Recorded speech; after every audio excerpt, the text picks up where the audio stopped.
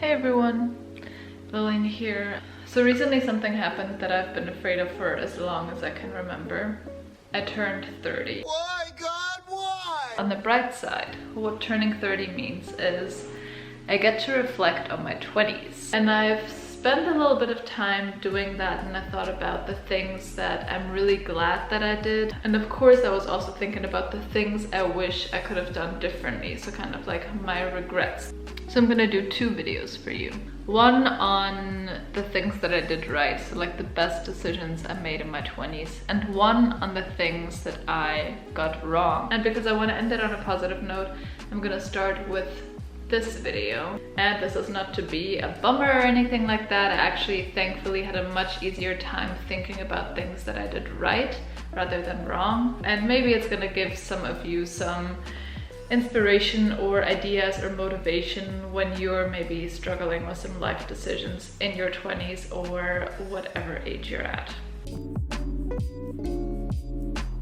So the number one thing that always comes to mind is I stayed in a bad relationship for too long. Yeah, that is really, I think, my number one regret that I have, and I understand it's really difficult sometimes to get out of a bad relationship.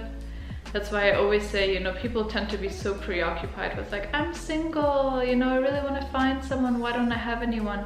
It's much better to be single than to be with the wrong person that isn't good for you. So for the first few years of my 20s, I was actually in this relationship, which started as one thing and then like completely turned. And I struggled to get out of it for various reasons, and eventually I did, but looking back I just wish I would have done something differently with those years. Better late than never, right?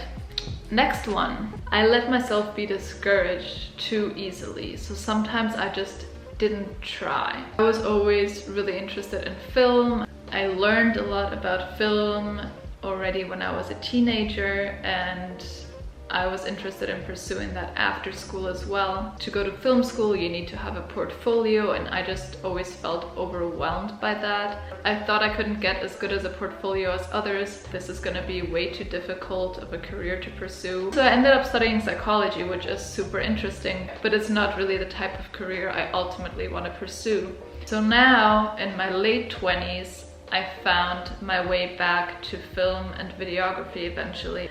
But looking back, I just think, especially looking at all the other videographers and filmmakers out there who did pursue this from the beginning, I just think about what could I have done with all that time. If you want to do something that's super competitive, where there aren't a lot of job opportunities, that's going to be difficult, don't just stop trying. The next one is, I wish I would have taken more risks sometimes and been more confident in myself. And I'm thinking in particular, in this case, about like dating situations. It took me some time to get more self-confident, and I'm pretty happy with where I am with my self-confidence now, but especially in my early and maybe still mid-20s, I wasn't that confident yet. And you know, there are situations where I'm like, you know, you really should have gone in for a kiss in that moment. And I know that they would have kissed me back, but back then I was just like, I don't know. I didn't believe it, and I was scared, and I didn't do it, and now I'm like, what would have happened if I would have done that? So take more risks and don't overthink things so much. What's the worst thing that can happen, you know? Okay, a rejection, maybe afterwards you're gonna be like, ouch, but what can happen if you do take the risk? So the next one is, I guess, a super typical one that probably everyone's gonna say, and that is caring too much about what other people think. I think with confidence, you stop caring more about what other people think, but like as humans, we naturally care about other people think. But in a way, I've always admired people who just do their thing, even if it's maybe controversial or if people are telling them don't do this, and they don't care. I'm definitely more of a sensitive person, so it has always kind of affected me more, but I feel like the more I did things that maybe weren't as liked by others, the more confident I felt in myself, and the less I stopped caring about what they thought. For example, I always wanted to try just, you know, buzzing off my hair, see what I would look like with that. And I ultimately did that in South Africa because there I felt free enough to do it because I was like, oh, you know, I don't want to go into the office and then deal with like the reactions of other people, and like, would my employer be okay with it? Is it like not professional enough? What are people gonna say and things like that? And in the end, I did it.